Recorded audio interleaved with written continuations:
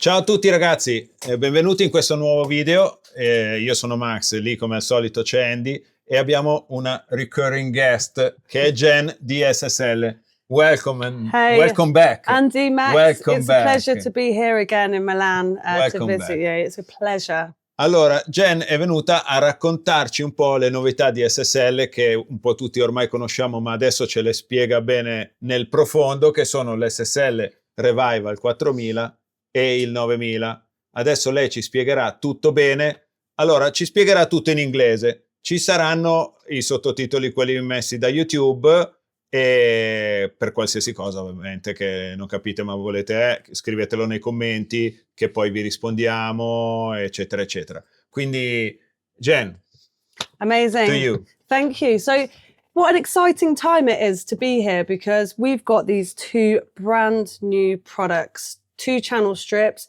that represent different parts of SSL's history. So if we think back to the beginning of SSL, when Colin Sanders founded us, he began by making switching systems.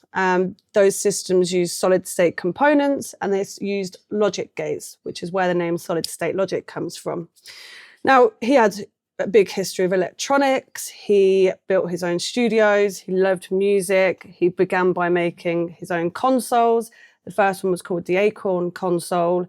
Secondly, we moved to the SL4000B. And then in 81, there's a huge revolution for SSL, which comes with the SL4000E series, which completely changed the game. So we're talking about the B series and the E series being the first inline consoles from SSL. We're talking about different EQ styles that used to come on them, which we'll look at a bit more.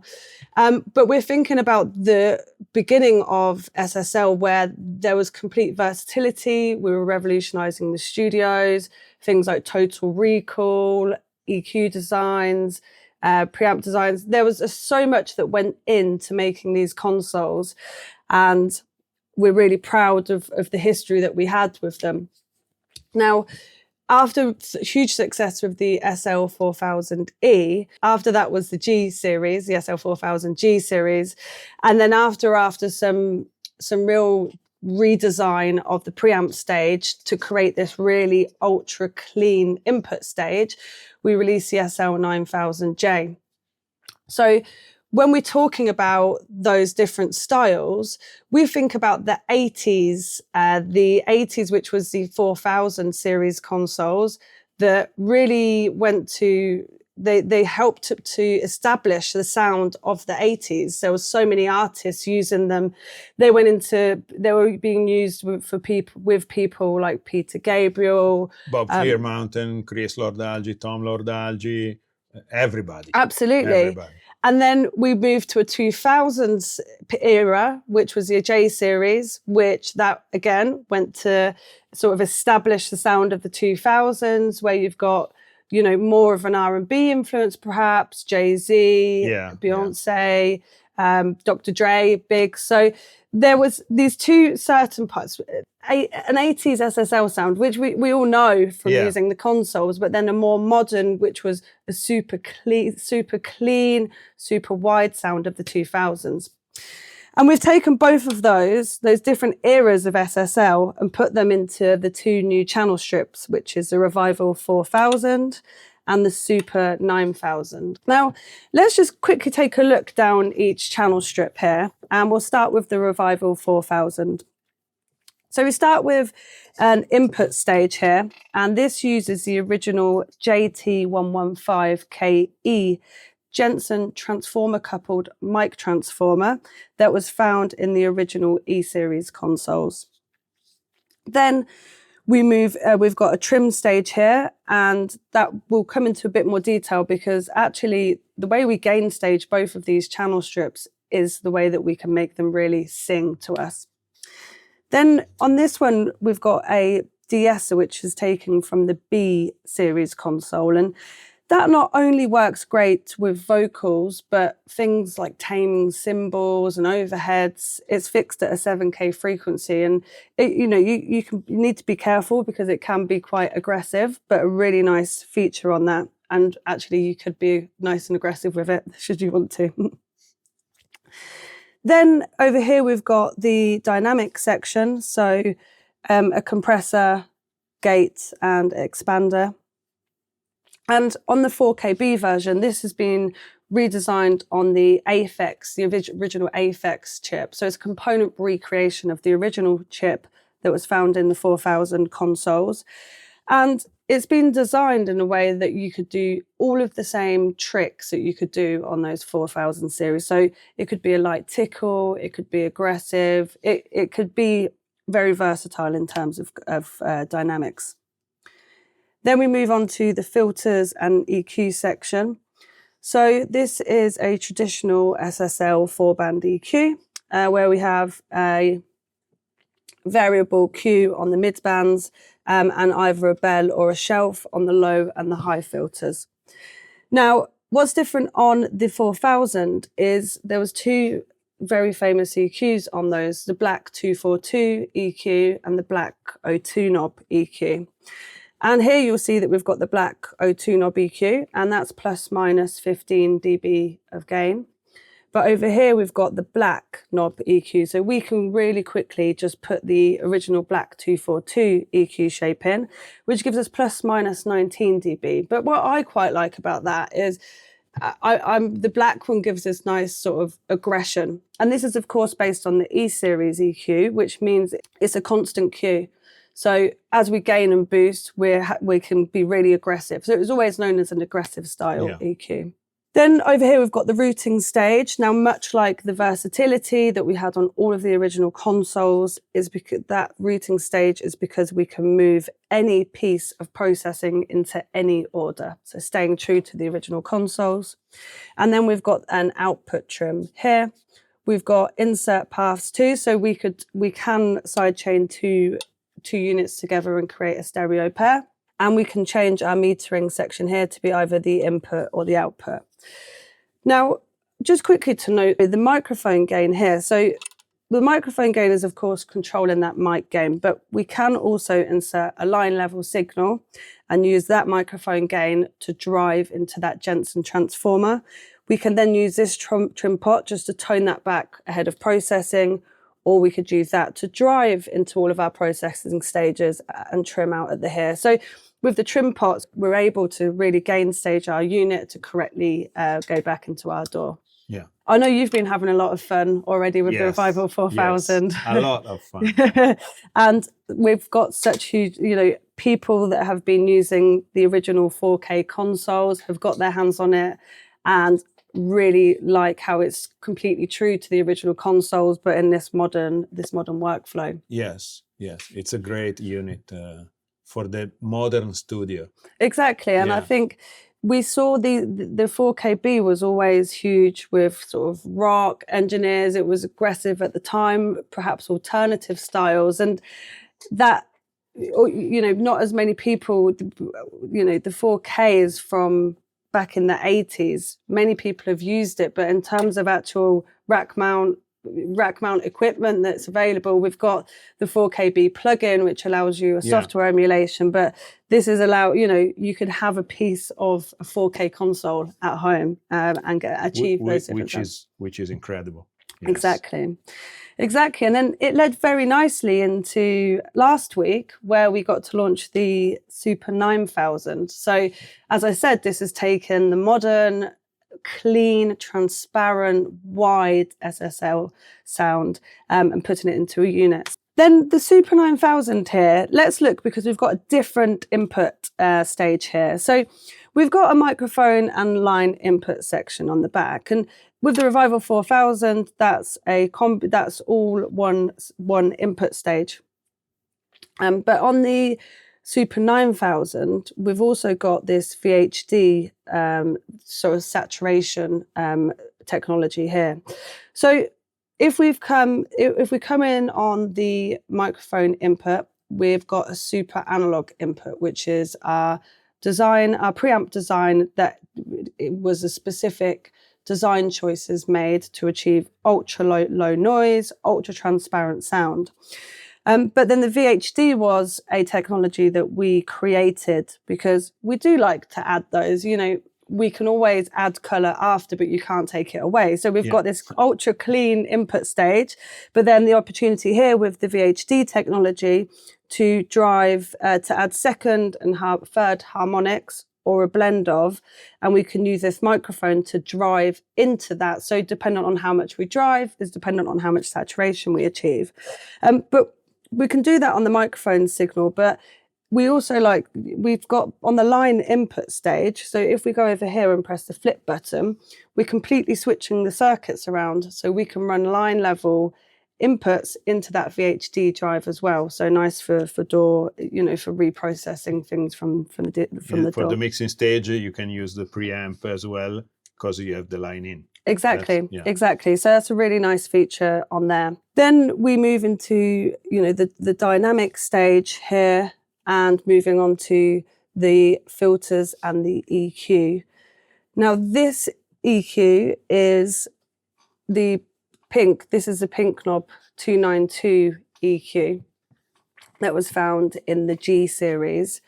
And this behaves slightly different than the 4KB. So we can put this in the E series. So we've got an E series and the G series selection. The E series being the constant Q, but the G series being our variable Q, which is nice for smaller sort of smaller shaping. It's less aggressive, but it can also do the aggressiveness of the E if really highly boost and cut. But when we move on to the low and the high frequencies, if we've got this into G series mode, so in E series, it goes to the bell. But if we put it into the G series mode and we click one of these, we either divide the mid frequency by 3, or we times the mid-high frequency by 3. Now that gives you a much broader working range, so you can find specific frequencies, but it also means you could do greater, broader boosts across higher frequencies. So a really nice, but a really versatile EQ that you can work with. Then like the Revival 4000, we can move all of the processing, and we've got the output trim and metering on the back there, as well as the insert for a stereo pair. Great. So that's an overview, but let's think about some of the key differences between the two that might help somebody decide which one they'd like to go for. Or buy both. Okay, reset that one, what they might use it for. So let's just talk, now let's just have a think about the key differences for the two, but that might just help people with what application to use each one for. So if we think about the preamp stage, we've got the Revivals, which has a classic SSL flavour, which can be neutral too, but it offers sort of a mid, forward and crunch known from those original 4000 consoles. Whereas the Super 9000 is really versatile. It can take on many different voicing, has a super wide sound, but they both can really shine when carefully gain staged with the rest of the channel strip. Then there's two, we describe them each having a special feature. The 4000 is this 4KB series de-esser, and the Super 9000 is this ability to flip the input stage into the VHD. So both the Super 9000 offers a really flexible way of processing sterile sort of DAW signals, and the Revival 4000 is a really effective tool to help to shape, to help vocals, but to also help overheads as well. Yes. Then the dynamic section, the Revival 4000 gives sort of that distinctive sound that you would have heard on kicks from the 80s, sort of a pop. Think about Trevor Horn or CLA. Yeah. But the Super 9000 offers super transparent, punchy sound, but can also handle a real versatile amount of tasks. Then the EQ section. So the Revival 4000 has the classic SSL E series, a workhouse, renowned EQ, which is very surgical. It can do precision, it can do power, but the Super 9000 has a really versatile EQ that can be used in a range of different tracking and mixing tasks. So the Revival 4000 gives us the early 80s SSL sound with plenty of vibe and character. it helps to add colour to your mixing chain, gives punchy, aggressive, forward SSL 80s sound. When the Super 9000 is the modern SSL sound, super high headroom, wide frequencies, really versatile across lots of different genres. Great. Good. So shall we listen? Shall we listen to some samples and Absolutely. you So, work one and the other so we can hear some absolutely differences? Yeah, and then let's have a look at their key features too. So Yeah. I've just got a snare here, Yeah. but you know, we can listen to a few different things. So I have a snare coming into the line input here, and let's just have a quick listen to the unit. So I'm going to go across. I'm just going to put a gate here so that we can add dynamics in.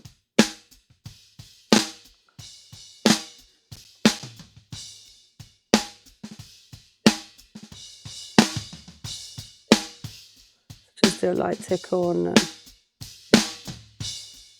compressor there.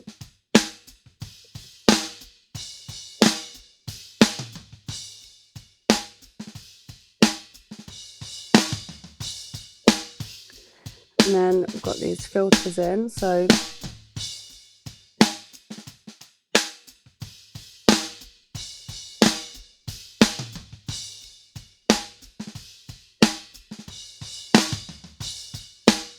nice. And then we can put the EQ section in here. As a default, it's in brown, so let's give that a listen.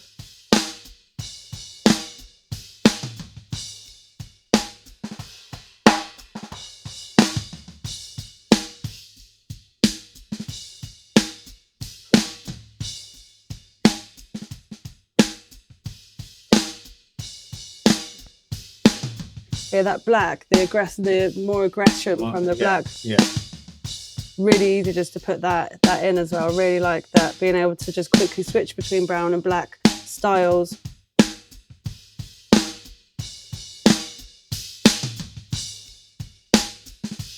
Really nice sounding EQ. The aggression from the E series with that constant Q is a real nice.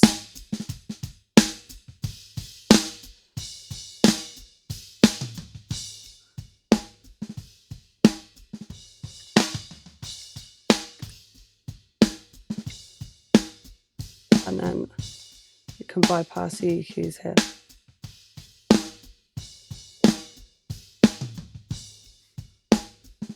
And we've got this output trim as well at the end, so we can just completely run a level signal back into the recording. I just really like playing with I think what I love about the Revival 4000 that I've been doing is being really, and this is how you'd work on full consoles, you know, being really quite aggressive with EQ. You can be more aggressive than you can with the plugin because this is an analog piece, and it reacts to the aggression of the controls as you put them. Exactly, and you know, you're not even looking at what frequency, you're not even looking at how much you're boosting. You sometimes you might look that you're adding like 15 dB of gain. It sounds good, right? So if it sounds good, it's good. Exactly. Yeah, really nice one. I really like I just like that. Yeah. The sort of the sound that you're adding to that. So let's look at something, how this differs a bit with the Super 9000 now. So then looking at the Super 9000, again, we're coming in on the line input. We've got all of these. So we've really got a compressor in there doing some quite...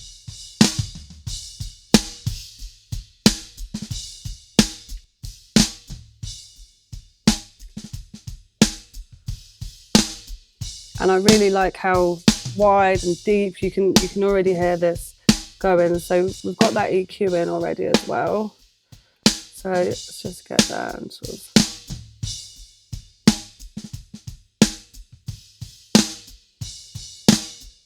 And actually, let's have a look at what this.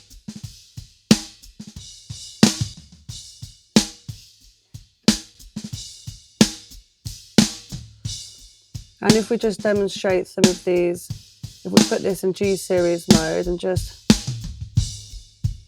you can see how much of a frequency range we're getting with that.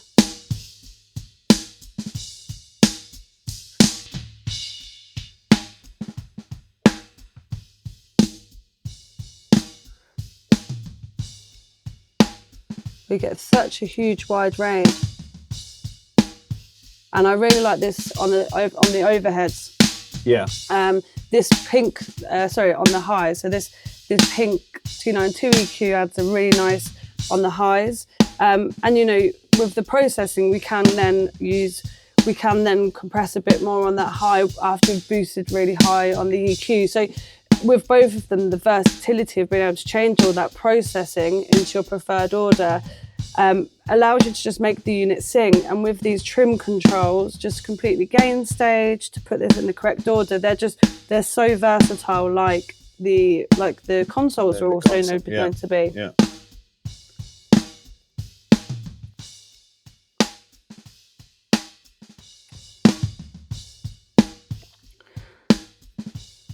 Yeah, so two really nice channel strips with lots of versatility in each of them, but both delivering two different eras of the SSL sound. Great.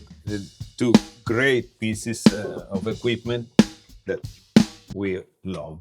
Yes. Because noi siamo cresciuti col sound SSL, quindi per forza amiamo questo tipo di sound. Chiaramente io che sono vecchio preferisco il 4000, no, non preferisco il 4000, riconosco il 4000, però anche il 9000 devo dire che è molto figo. What can we say? Thanks a lot Thank you. for this presentation, and come back soon. No, thank you so much for having me. And remember, everybody, you can head to the Audio Nerd shop and get these units yourself at home right now. Thank you very much. Thank you, guys. Honestly, you very much. It's a pleasure. It's always a pleasure to see you. Thank you for all of the support. Thank you very much. Max, Andy, thank you. Grazie a tutti, ci vediamo nel prossimo video. Io sono Max, lui è Andy. Alla prossima. Ciao. I'll see you soon.